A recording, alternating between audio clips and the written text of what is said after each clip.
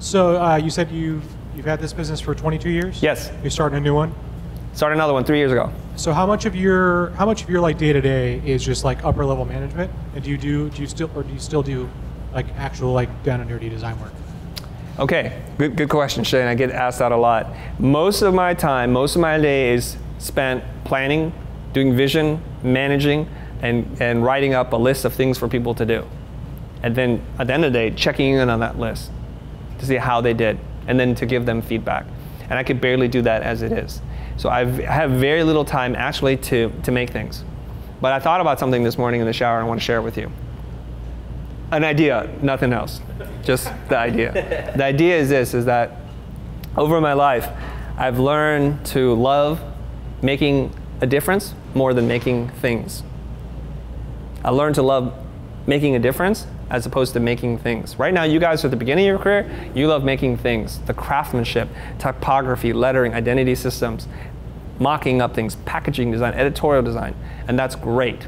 But there's an arc that you go through, and then what you realize later on is, does this help the people I work with? Does it help my clients? And what can I do to have greater impact on the lives of my client and my staff?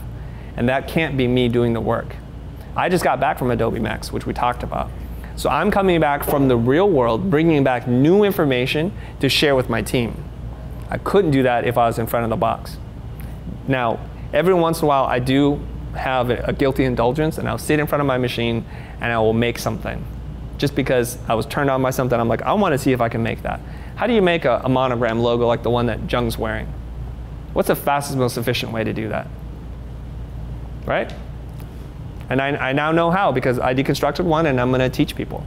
So now I mostly learn when I'm making things, I learn to teach other people as opposed to doing it just as an exercise in my own design skill.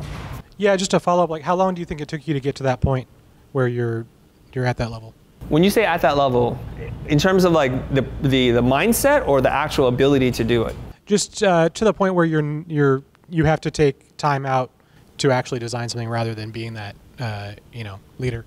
Well, in the very beginning, when people call you, it's for you to go make something for them. That's what you get paid to do. But I had this very fortunate problem. More people gave me stuff to do than I could physically do in a day. And this is the first year in business. So I just brought in friends to do the work. While I managed the work, would art direct them and give them pointers on how to do things. And I found that I had a skill, that I could take work from people who were maybe not as refined in their process and put in 10% of effort and make it twice as good. So I was able to multiply their talent and to be able to scale up the services that I could provide. And then eventually you are able to afford people who are better than you. And then that becomes a new challenge. Now I need to keep money coming in the door so I can keep them fed with work and money so that they would stay and elevate the work up. It's a different mindset. It's an entrepreneurial mindset as opposed to a maker mindset. And nothing wrong with either. I'm just saying there's different paths for you.